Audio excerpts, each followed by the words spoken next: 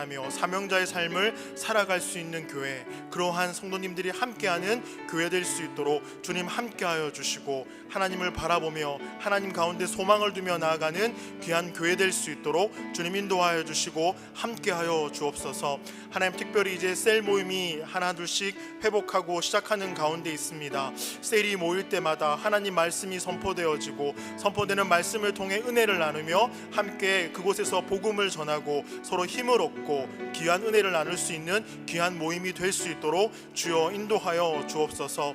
하나님, 특별히 다음 세대인 주일학교를 위해서 간절히 기도하기를 소망합니다.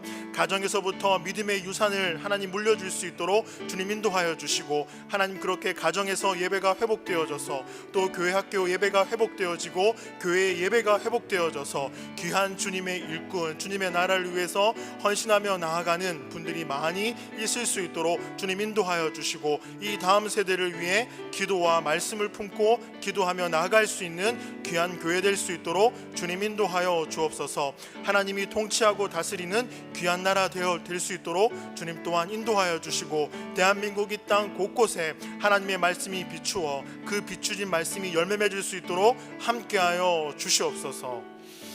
감사드리며 예수님의 이름으로 기도합니다. 아멘.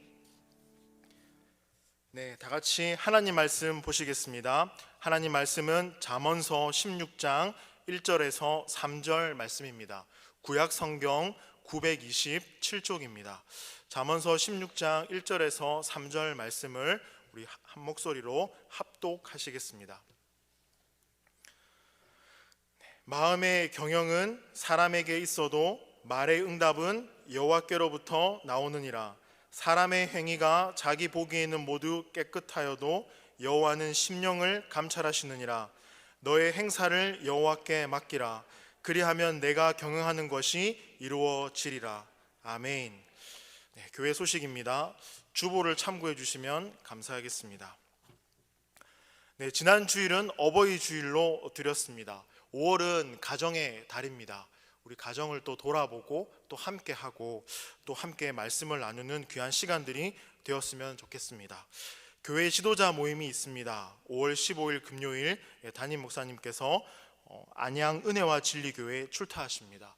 오고 가는 거리 안전하게 다녀올 수 있도록 기도해 주시면 감사하겠습니다. 또 중요한 광고가 있습니다. 다음 세대를 위한 컨퍼런스가 5월 25일 월요일부터 27일 수요일 오후 2시까지 온누리 교회에서 있습니다. 교회 게시판을 보시면요, 프로그램 내용과 그리고 강사분들 그리고 어디서 하는지 소개가 잘 되어 있습니다. 또 참고하셔서요, 우리 교회 중직자분들 꼭 참석해 주시고요, 또 자녀 교육에 관심 있는 분들 꼭 등록하셔서 다음 세대를 위해 고민하고 기도하며 또 온누리 교회 가운데 다음 세대를 잘 세워갈 수 있도록 함께 해주셨으면 감사하겠습니다. 코로나19 재난구호를 위한 특별헌금을 계속해서 받고 있습니다. 또 사무실에 문의해 주시고요. 또 고 정말두 권사님 장례식이 오늘 있었습니다. 오늘 발인 예배 후에요. 또 잘 이렇게 성도님들과 함께하는 시간을 가졌습니다. 또 기도로 위로해 주시고 함께해 주셨으면 좋겠습니다. 다른 기타 광고 있으신가요? 네, 잠시 기도하겠습니다. 하나님 감사합니다. 슬픈 소식도 있고 또 기도해야 될 제목들도 참 많이 있다는 것을 느끼며 알아갑니다. 오늘 예배 가운데 또 말씀해 주시고 또 주신 말씀 붙들고 또 기도하며 나아갈 수 있는 귀한 시간들 되도록 주님 함께하여 주옵소서. 감사하며 예수님의 이름으로 기도합니다. 아멘. 우리 옆에 분과 인사했으면 좋겠습니다. 예수님의 이름으로 사랑합니다. 예수님의 이름으로 사랑합니다. 네, 코로나를 뚫고 이제 교회에서 예배 드릴 수 있다는 게 얼마나 참 감사한지 모르겠습니다. 네, 오늘 잠언서 16장 1절에서 3절 말씀을 가지고요, 끝이 없는 인생의 숙제, 끝이 없는 인생의 숙제라는 제목으로 말씀을 전하고자 합니다. 말씀을 시작하기 전에 퀴즈를 하나 내겠습니다. 5월은 무슨 달입니까? 무슨 달입니까? 잘 안 들립니다. 가정의 달입니다. 5월 한 달만 가정의 달이 아니라 1년 12달 이 전부 다 가정의 달이었으면 참 좋겠습니다. 그만큼 가정을 돌아보고 귀히 여기시는 저와 여러분의 그런 달과 시간들이 되기를 소망합니다. 아멘이십니까? 아멘. 네. 혹시 오늘의 교회 성도 여러분, 인생이 숙제와 같다라고 생각해 보신 적이 있으십니까? 인생이 숙제와 같다. 어느 날은 이 문제가 술술 풀리는 것 같습니다. 그런데 어느 날은 진도가 또 나가지 않는 것 같습니다. 주변에 있는 동료들, 친구들은요, 숙제를 정말 잘 풀어나가는 것 같은데 나만 문제를 못 푼다라고 느껴질 때 참 많이 고통스러운 것 같습니다. 특히 이번 코로나19로 인해서 고3을 둔 학부모님들 정말 고통스럽고 어렵지 않을까 생각이 됩니다. 왜냐하면 대학 진학과 연관이 있으니까요. 취직도 숙제인 것 같고요, 연애도 숙제인 것 같고, 결혼도 숙제인 것 같고, 출산도, 육아도, 또 재정적인 문제도요, 그리고 부모님의 건강도 숙제인 것 같습니다. 그렇기 때문에 이런 문제들을 한 문제 한 문제 푼 것 같은데 시간이 지나면서 정말 숙제가 끝이 없다, 그런 생각을 하게 되는 것 같습니다. 따지고 보면 사랑과 행복도 숙제입니다. 쉬운 것 같지만 사랑과 행복처럼 어려운 숙제도 없죠. 오늘의 교회 성도 여러분 어떠십니까? 사랑과 행복에 관한 숙제들 잘 풀어나가고 계십니까? 그렇게 계신다고 생각되어집니다. 한 권사님이 미소로 화답을 해주시네요. 아멘입니다. 네. 몇 년 전에 서른통이라고 하는 책이 한 권 나왔습니다. 이 김남준 목사님이 쓴 이 서른통이라는 책이 있는데요, 이 책이 조금 특별하게 저에게 다가온 것은 이 김남준 목사님과 청년들 30명이 함께 모여서, 서른쯤 되는 청년들이 모여서 그들의 고민과 생각들을 함께 나누는 그런 내용들을 잘 정리한 책입니다. 저는 서른통이라는 책을 보면서 곧 40통, 50통, 60통, 70통, 80통 이게 나오지 않을까? 우리가 그 때때마다 고민하고 생각하는 것들이 다르긴 달라도 거의 좀 비슷한 것 같습니다. 이 서른통에는요, 두 가지를 이야기합니다. 하나는 직업과 또 하나는 결혼입니다. 이 직업과 결혼에 대해서 청년들이 구체적으로 목사님께 질문을 던집니다. 그 카테고리들을 좀 정리하면 이렇습니다. 목사님, 직업을 어떻게 선택해야 됩니까? 직업은 소명입니까? 직장 안에서 일어나는 신앙적인 갈등들 어떻게 해결합니까? 직장에서 성도로서의 정체성은 어떻게 지켜나가야 됩니까? 또 청년들이 결혼에 대해서 질문했습니다. 목사님, 결혼의 목적은 무엇입니까? 배우자를 어떻게 선택해야 되나요? 연애는 어떻게 합니까? 출산은 어떻게 하고요? 부부간의 갈등은 어떻게 해결합니까? 이런 내용들이었는데요, 그 중에 인상 깊었던 한 문장이 있었습니다. 한 청년이 이렇게 물어봅니다. 질문을 하거든요. 하나님께서 나에게 이 일을 맡기셨다고 여기지만 그것은 생각일 뿐, 그것은 실제로 내가 아는 일에서 신앙적인 보람을 찾을 수가 없어요. 어떻게 해야 내가 다니는 회사에서 만드는 제품을 생산하면서도, 그리고 빨래를 하면서도, 심지어 숨을 쉬면서도 하나님을 위해서 일한다고 느낌을 받을 수가 있을까요? 여러분, 좀 이 질문에 공감이 되십니까?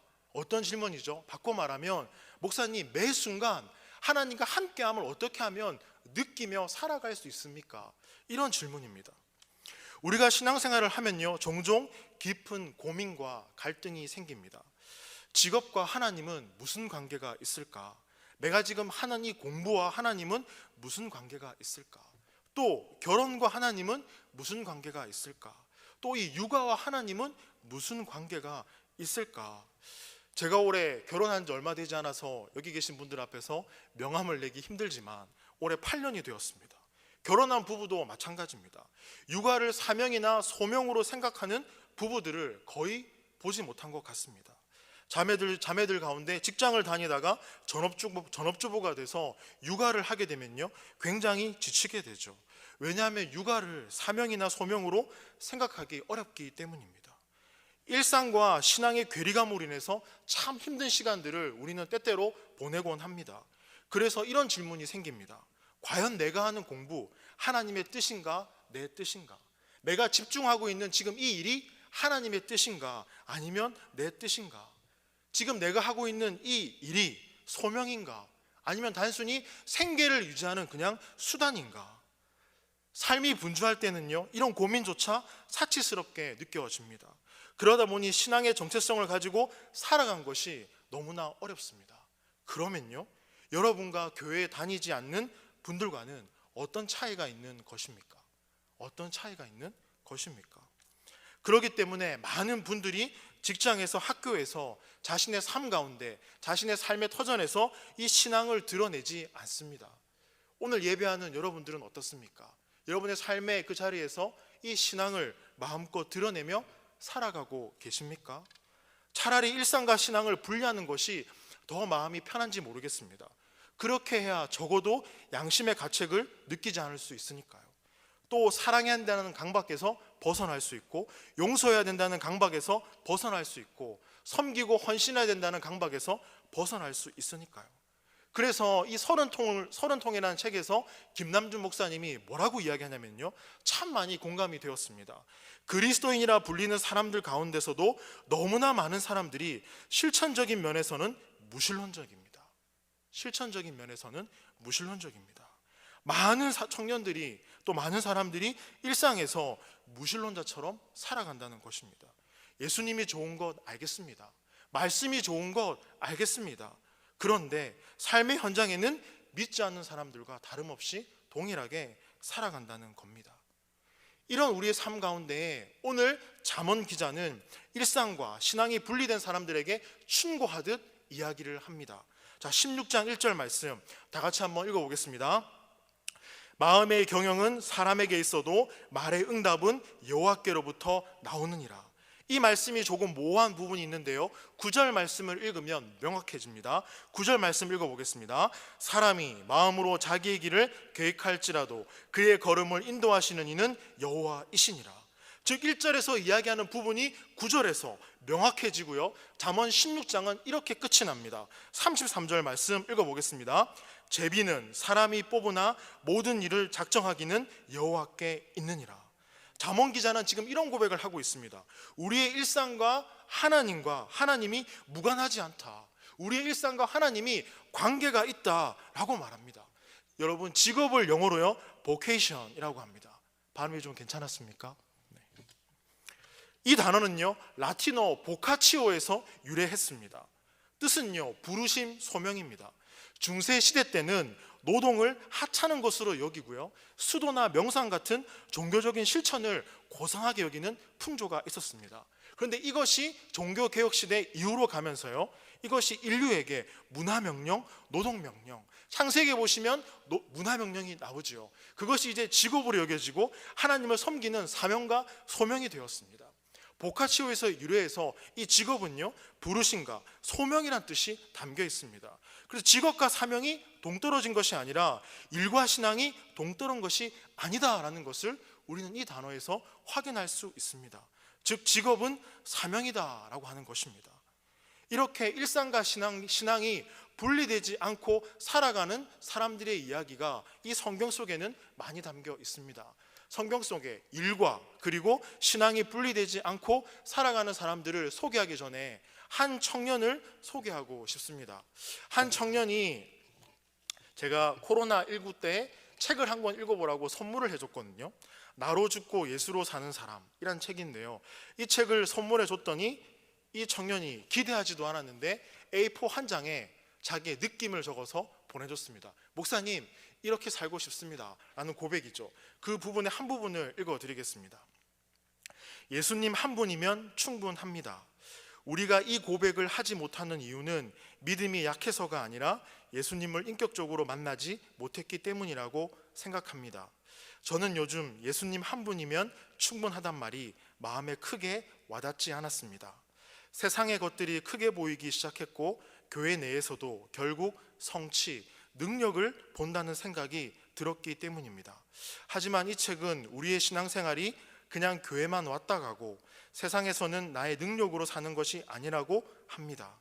내 자아가 십자가 앞에 죽고 예수님께서 내 삶을 사시는 것이라고 하십니다. 그러기 위해선 내가 예수님을 십자가에 못 박은 장본인이라는 것을 깊이 깨닫고 진심으로 예수님 앞에 내 자아를 내어드리려고 한다고 합니다. 요즘 하나님을 의지하지 않던 제 자신을 되돌아볼 수 있는 감사한 시간들이었습니다. 제가 다시 하나님 한 분만을 의지하고 예수님을 인격적으로 알아가길 소망합니다. 여러분 어떻습니까? 일과 신앙은 결코 분리되는 것이 아닙니다. 이런 고민들 다들 한 번쯤 해보시고 여전히 하고 계시죠? 저도 끊임없이 사역 가운데 고민하는 내용이기도 합니다. 이렇게 일과 신앙이 분리되지 않았다 하는 사람이 성경에 또 등장하는데요, 저는 설교를 준비하면서 두 명의 사람이 생각이 났습니다. 바로 요셉과 느헤미야입니다. 요셉은요, 참 억울한 삶을 살았습니다. 그럼에도 불구하고 그는 하나님 앞에서 살아갑니다. 즉 코람데오의 삶을 살아갑니다. 하나님 앞에서. 요셉의 삶을 들여다보면요, 그는 예배자의 삶이었습니다. 그는 끊임없이 일상에서 하나님을 찾았고 하나님을 의식했고 하나님을 드러냈습니다.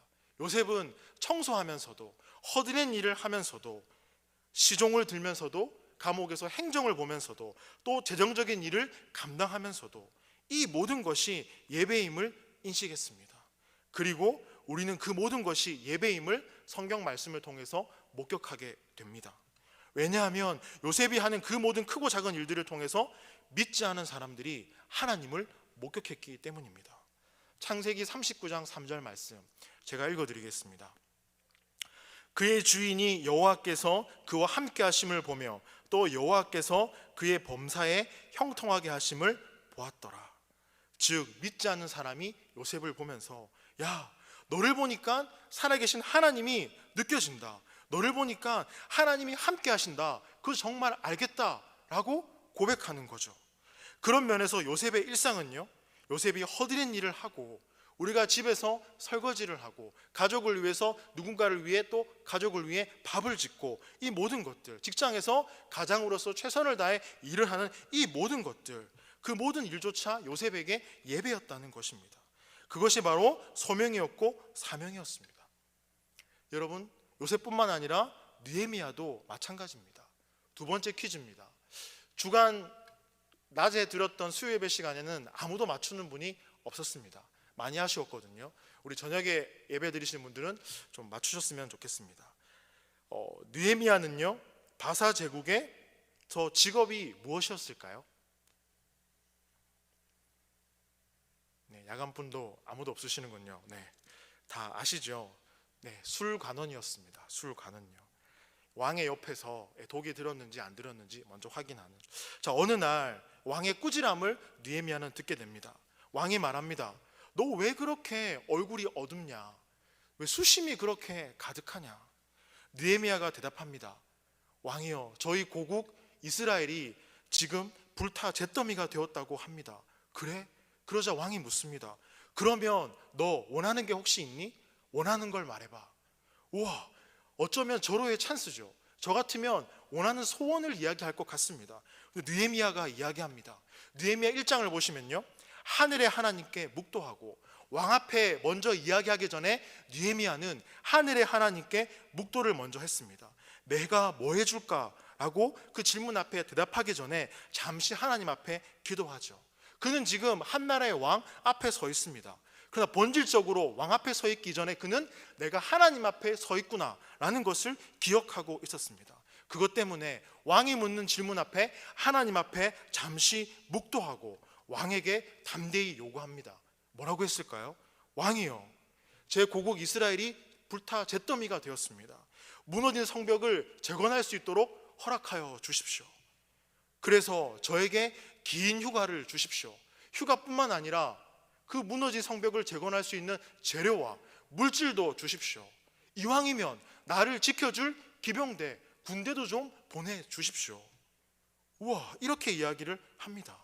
이 말씀을 우리가요 그냥 읽으면 안 됩니다. 느헤미야가 지금 제정신이 아닌 거죠.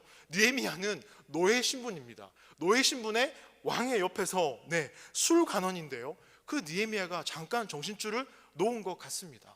아니면 얼마나 하나님께 강력하게 기도했는지 그는 지금 겁을 상실하고요, 왕 앞에서 말합니다.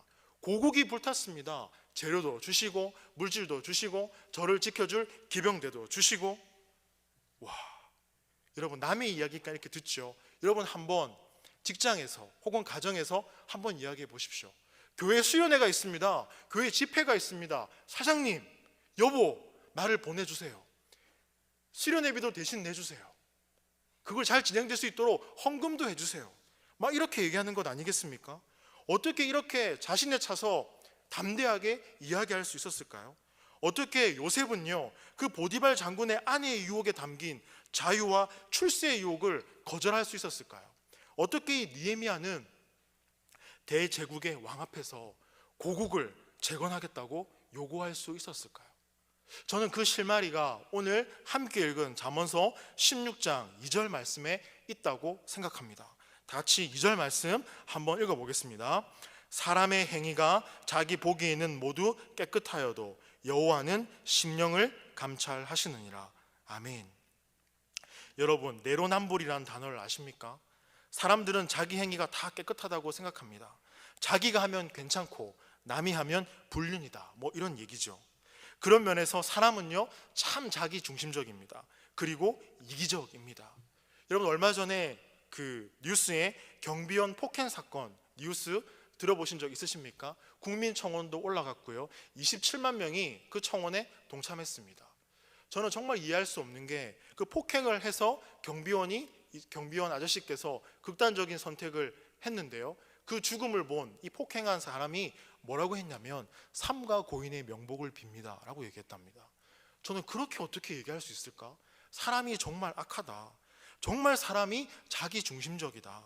자기 모순적이고 방어적이고 주관적이다. 저는 그것을 좀 더 느낄 수 있었던 것 같습니다. 그리고 제가 지금 이제 아기가 태어나서 19개월 동안 아내와 함께 육아를 같이 하고 있는데요, 물론 아내가 하는 시간이 더 많죠. 아기를 키우면서 느끼는 게 한 가지 있습니다. 그것이 무엇이냐면요, 밖에 데리고 나갔을 때 다른 분의 아기들도 있을 텐데 항상 내 아기가 먼저더라고요. 내 아기, 내 가족, 내 아기. 다른 아기가 다치든 말든 상관이 없는 거예요. 내 아기, 내 아기. 아기를 키워보니까 와, 사람은 정말 더 자기 중심적이 되어갈 수밖에 없구나. 왜 내 아기밖에 안 보일까? 내 가족밖에 보이지 않을까? 예수님을 믿는 우리들은 그렇지 않을 줄 믿습니다. 우리 가족과 아기가 보이지만 그 가운데 타인의 가족과 아기도 보이는 것, 그것이 그리스도의 삶이 아닐까요? 그런데 오늘 말씀을 보십시오.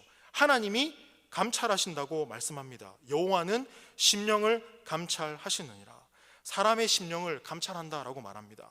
이 감찰한 자의 뜻은요, 저울에 단다라는 뜻을 가지고 있습니다. 즉, 하나님께서 우리의 마음의 생각과 의도, 동기, 불순한 생각, 그 모든 것을 저울에 달아본다는 말씀입니다. 그렇기 때문에 우리는요, 스스로에게 물어봐야 됩니다. 하나님께도 물어봐야 하지만 스스로에게도 물어봐야 합니다. 이 계획이, 이 동기가, 이 생각이 나로부터 왔는가? 아니면 하나님으로부터 왔는가? 이 절호의 찬스가 나를 위함인가? 아니면 하나님의 때를 위함인가? 물어봐야 됩니다. 즉, 우리는요, 매 순간 우리의 영혼의 저울을 한번 달아봐야 됩니다. 이 계획, 이 동기가 정말 하나님으로부터 왔는가? 아니면 나를 위함인가? 그래서 성령님께 기도하고 간구해야 됩니다. 왜냐하면 우리의 육체는요, 아무리 믿음 생활을 많이 해도 나도 모르게 자기 중심적으로 갈 수밖에 없습니다. 주관적으로, 자기 모순적으로 우리는 살아갈 수밖에 없습니다. 모든 사람이 죄를 범하였음에 하나님의 영광에 이르지 못하였더라. 이 말씀이 들려야 될 줄 믿습니다. 그렇기 때문에 성령님께 기도해야 되죠. 성령님, 내 생각과 마음과 영혼 감찰해 주세요. 한번 저울에 달아봐 주세요. 나의 동기가 어떠한지, 나의 마음과 생각이 어떠한지 한번 달아봐 주세요. 나의 사랑이 어떤지 달아봐 주십시오. 나의 섬김이 어떤지, 나의 헌신이 어떤지, 이 계획과 결정이 어떤지 한번 주님 달아봐 주십시오. 나는 잘 모르겠습니다. 이런 기도가 필요하지 않겠습니까? 사랑하는 오늘의 성도 여러분, 어떻습니까? 저는 주님이 저의 마음과 생각을 저울에 달아보신다면 자신이 없습니다. 주님, 저는 죄인입니다. 저는 성도답게 살아가지 못했습니다. 말씀을 준비하면서 그런 고백이 되어진 저를 보고 참 죄송하면서도 감사하더라고요. 왜? 십자가에서 저를 또 구원해 주셨으니까요. 오늘 잠언 말씀에 보면 나로부터 비롯되는 것이 몇 가지 있습니다. 1절 말씀 보십시오. 마음의 경영은 사람에게 있어도 말의 응답은 여호와께로부터 나오느니라. 마음의 경영, 이거는요, 나로부터 비롯되는 것입니다. 자, 2절을 보십시오. 사람의 행위가 자기 보기에는 모두 깨끗하여도 여호와는 심령을 감찰하시느니라. 사람의 행위, 이것도 내가 하는 겁니다. 9절에 보십시오. 9절 말씀 다 같이 읽어보겠습니다.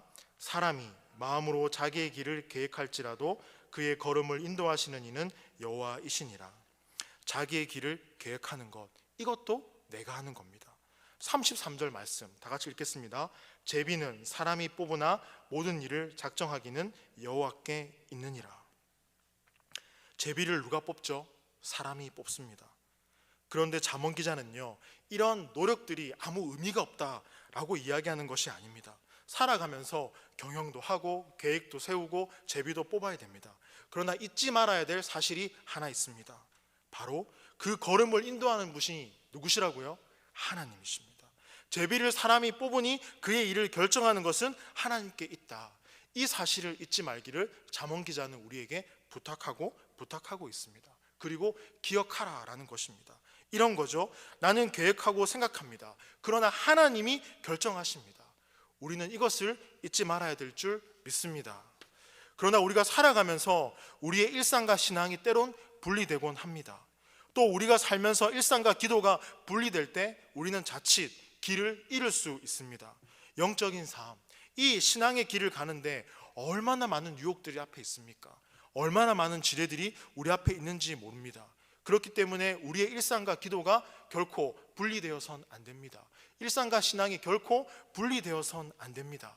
오늘 두 번째 책을 좀 소개하고 싶습니다. 노렌스 형제의 하나님의 인재염습이라는 책인데요, 1611년에 태어났고 프랑스의 갈멜 수도의 수도사로 살았습니다. 이 형제는 어떻게 하면 하나님의 임재 가운데 살아갈 수 있을까, 그것을 위해서 하나님께 나아갔던 형제입니다. 그 책에 있는 내용들을 좀 발췌해 봤습니다. 조금 읽어 드릴 텐데요, 어떻게 형제들이 하나님 앞에 나아갔는가 조금 들으시면서 한 번쯤 이 신앙에 적용하는 시간들이 되었으면 좋겠습니다. 노렌스 형제는 날마다 하나님과의 대화를 통하여 언제나 그분의 임재를 의식하며 살아야 한다는 것에 대해 확고한 생각을 갖고 있었다. 그는 오직 하나님을 사랑하는 마음으로 그 어떤 사소한 허드렛 일이라도 즐겨하곤 했다. 그는 하나님께 나아가는데 기술도 필요하지 않고 지식도 필요하지 않다고 말했다. 오직 필요한 것이 있다면 그 어떤 것들보다 하나님만을 사랑하고자 하는 그분께만 드려진 마음이라고 했다. 우리 영혼 안에서 어떤 일이 일어나려면 그 전에 먼저 하나님이 우리 영혼을 완전히 통치하셔야 합니다. 이 세상에 하나님과 끊임없이 교제를 나누면서 사는 삶보다 더 달콤한 삶의 양태는 하나도 없습니다. 이것은 오직 경험한 자만이 이해할 수 있는 것입니다. 자네의 남은 생애를 그분의 거룩하신 임재 가운데서만 살겠다는 마음으로 자신을 드리십시오. 그러나 하늘의 위로를 받아보려는 마음에서 그렇게 하지는 마십시오. 그보다는 그저 단순히 그분을 사랑하기 때문에 그렇게 하도록 내버려 두십시오. 우리가 누군가를 사랑할 수 있으려면 먼저 그 사람을 알아야만 합니다. 하나님을 알고자 한다면 우리는 자주 그분에 대해서 생각을 해야만 합니다. 일단 그분을 알게 되면 우리는 더 자주 그분을 생각하게 될 것입니다. 영혼의 눈은 언제나 하나님께 고정되어 있어야 합니다. 생명의 근원이요 몸의 다른 모든 지체들을 지배하는 마음은 우리의 모든 영적, 육체적 행동들의 시작이요 끝입니다. 더 넓게 말하면 우리네 인생에서 우리가 행하는 모든 일들의 시작이며 끝입니다. 그러므로 우리가 심혈을 기울여 하나님께 집중해야만 하는 것도 바로 이 마음인 것입니다. 꼭 큰 일을 해야 할 필요는 없습니다. 나는 후라이팬에 작은 계란 하나라도 하나님을 사랑하는 마음으로 뒤집습니다. 그 일이 다 끝나 더 할 일이 없으면 나는 바닥에 엎드려 하나님을 경배합니다. 일을 하는 동안 나는 시종 주님과 쉬지 않고 얘기를 나눕니다. 진짜 그분이 내 옆에 서 계신 것처럼 말입니다. 노렌스 형제에게 있어서 하나님께 나아가는 유일한 수단은 매사를 하나님을 사랑하는 마음으로 하는 것이었습니다. 여러분, 이 형제가 마지막에 이런 말을 남깁니다. 로렌스 형제는 어렸을 때 하나님의 사랑 가운데 거하지 못했던 시절을 후회하면서 그의 후배 형제들에게 이런 말을 하곤 했습니다. 그분은 그토록 오래전부터 계셨으면서도 어쩌면 이렇게 늘 새로운지 나는 그분을 너무 늦게 사랑했습니다. 여러분은 여러분의 젊은 시절을 송두리째 그분께 드리십시오. 사랑으로 드리십시오. 나도 만일 좀 더 일찍 알았더라면, 내가 지금 얘기하고 있는 것들을 누가 나에게 얘기만 해 주었더라면 그분을 사랑하게 되기까지 그토록 오랜 시간을 흘려보내지는 않았을 것입니다. 간절히 말씀드립니다. 하나님을 사랑하는 일에 들여지지 않는 모든 시간들은 잃어버린 시간으로 간주하십시오. 얼마나 치열하게 하나님 가운데 살아가기를 소원했는가. 그 책을 한번 읽어보시면요, 하나님 앞에 이렇게 살아간다는 것, 서두에 말씀드렸던 한 청년의 질문처럼요, 직장에서 어떻게 신앙을 드러내고 살아야 될지 모르겠습니다. 어떻게 숨 쉴 때조차도 하나님을 느끼고 호흡하며 살아갈 수 있습니까? 에 대한 답을 우리 삶 가운데 찾을 수 있고 적용해 볼 수 있지 않을까라는 생각이 들어집니다.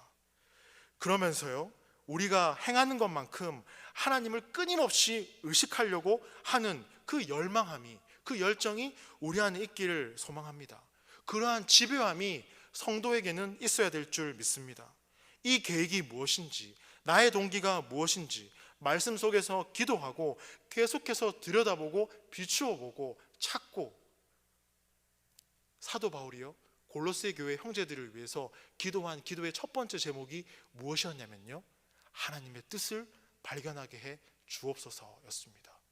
우리의 첫 번째 기도 제목이 이와 같이 되어야 되지 않겠습니까? 하나님의 뜻을 찾을 수 있게 해 주옵소서.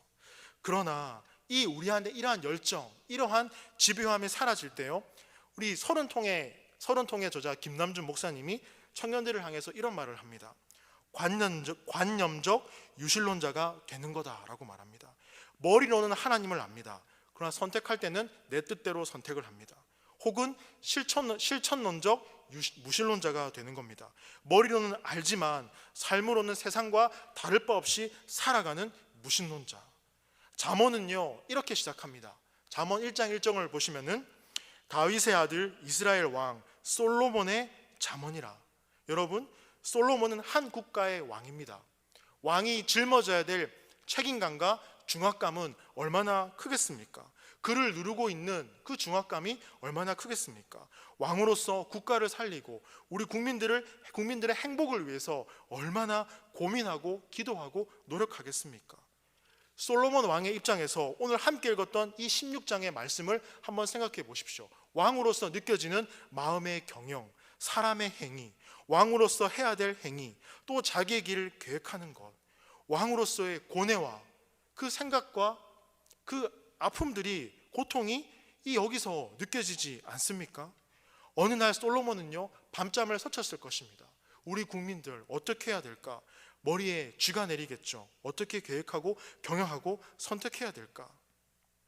16장에 나오는 이런 여러 가지 단어들은요, 마음의 경영, 사람의 행위, 자기의 길을 계획하는 것, 여기에서 우리는 한 나라의 왕이 고민하는 장면을 목격하게 됩니다.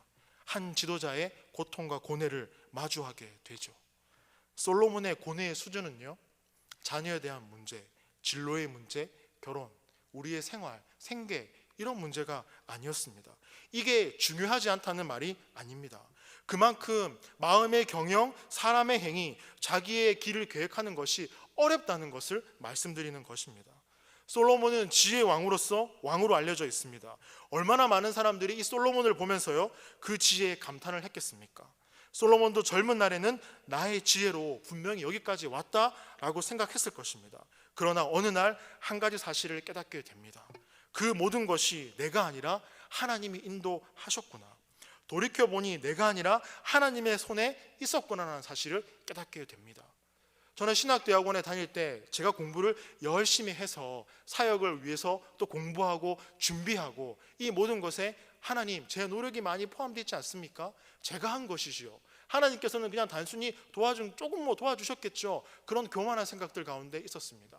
그러나 졸업을 하고 사역의 현장 가운데 가면서 주님의 일하심, 주님의 함께하심, 주님의 도움 없이는 결코 한 걸음도 나아갈 수 없다는 것을 깨닫고 알게 되어집니다. 사랑하는 온누리교회 성도 여러분, 이러한 고백이 저와 여러분 가운데 있기를 소망합니다. 하나님이 나의 걸음을 인도하고 계시는구나. 내 인생이 하나님의 손에 달려 있구나. 저는 이 대목에서 비교하고 싶은 한 왕이 있습니다. 바로 사울 왕입니다.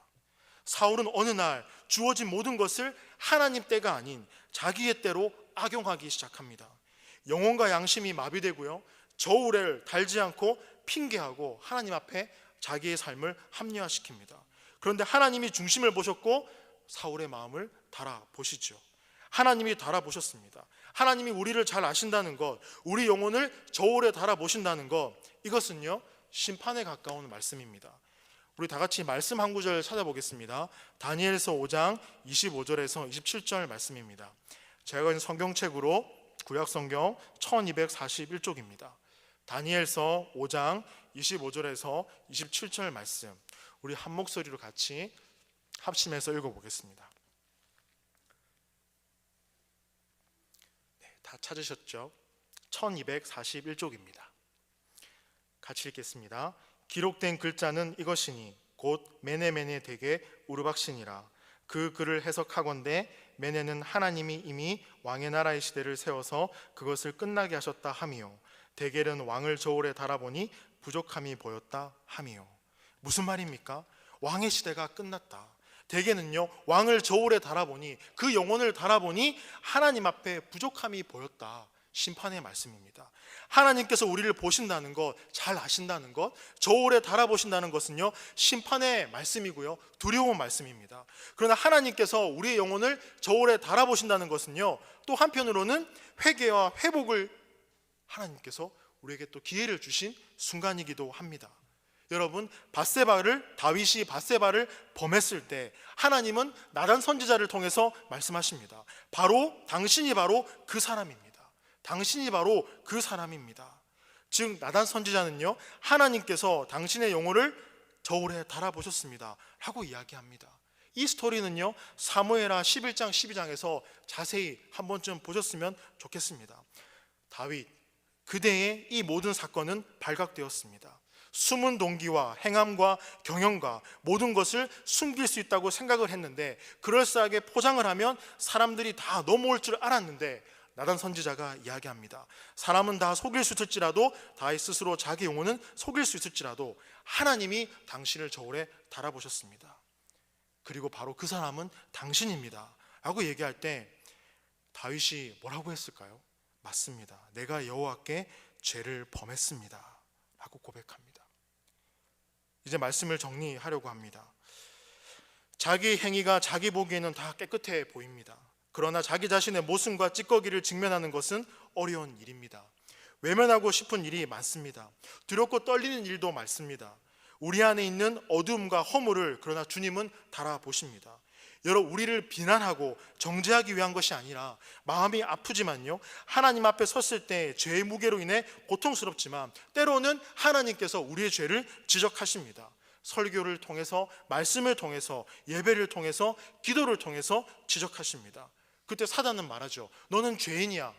너는 당연히 죄인이야. 너가 그러고도 성도라고 할 수 있어 라고 이야기할지라도 하나님도 동일하게 죄를 찌르시고 자학하게 만드십니다. 왜 그럴까요? 왜? 그 이면에는요 우리 죄를 통해 용서하고 십자가의 사랑을 깊이 깨닫고 알게 하기 위해서입니다. 그보다 더 큰 십자가의 사랑으로 말씀하십니다. 그래서 사랑하는 성도 여러분, 신앙은요 포장할 필요도 없습니다. 하나님 앞에 힘줄 필요도 없습니다. 상처받은 우리가, 연약한 우리가 어디에서 쉬겠습니까? 예배 가운데 주님 안에서 참 평안을 누리고 쉬지 않겠습니까? 우리는 이야기할 수 있습니다. 하나님 앞에 힘을 빼고 하나님 앞에 도망치려 하지 말고 심령을 감찰한다. 이 이야기가 무서운 이야기로 들릴지 몰라도요 그런 시간이 바로 예배의 시간입니다. 감찰하시는 하나님, 우리의 죄와 영혼을 달아보시는 하나님, 그게 예배의 시간입니다. 그게 말씀의 시간이고요, 그게 하나님께 드려지는 시간입니다. 그 시간을 통해서 하나님은요 하나님의 사랑이 얼마나 깊고 넓고 높은지 우리에게 알게 하십니다. 그리고 다시금 하나님 앞에 나오게 하는 힘을 주십니다. 때론 흔들림과 넘어짐이 우리 삶 속에 있겠죠. 그러나 예배의 자리는 우리 영혼을 감찰하시면서 동시에 우리의 삶을 다시 회복시켜주는 자리입니다. 정말 우리가 한 주간만이라도 기도했으면 좋겠습니다. 이태원 확진자 사건 때문에 오늘 이제 문성주 목사님이 오는데 이야기해 주시더라고요. 경남에 700명이 넘는 사람들이 자진해서 검사를 받았다고요. 예배를 회복하고 있는 이 시점 가운데 이러한 일들이 또 한쪽에선 터졌습니다. 사회적 거리를 더 많이 유지해야 되는지도 모릅니다. 그러나 이 가운데 성도는요, 주님과의 거리를 가까이 될 줄 믿습니다. 주님께서 지켜주십시오. 주님께서 이 나라를 지켜주시고 우리 성도들을 지켜주시고 예배 자리가 회복되게 하여 주시고 가정이 믿음의 유산을 남겨주는 귀한 장소임을 인식하게 해 주옵소서. 이렇게 기도할 때 우리 온누리교회 예배가, 우리 한국 땅에 세우신 이 교회의 모든 예배가 하나하나 회복되어 가지 않겠습니까? 여러분, 주님께서 우리의 삶을 인도해 주십니다. 이 말씀 붙잡고 기도했으면 좋겠습니다. 우리 다 같이 기도하겠습니다. 이렇게 기도했으면 좋겠습니다. 하나님께서 우리의 발걸음을 인도해 주옵소서. 하나님께서 함께하여 주옵소서. 우리가 결정하는 것 같지만 결국 주님께서 그 발걸음을 인도해 주십니다. 우리 한 목소리로 다 같이 기도하시겠습니다. 하나님 감사합니다. 한 나라의 왕인 솔로몬이 얼마나 많은 고민과 고뇌 가운데 있었는지 돌아보게 됩니다. 우리가 하는 것 같지만, 우리가 계획을 세우는 것 같지만 모든 것이 하나님의 발걸음과 뜻 가운데 있음을 다시 한번 고백합니다. 그 하나님의 말씀을 붙잡고 우리의 영혼을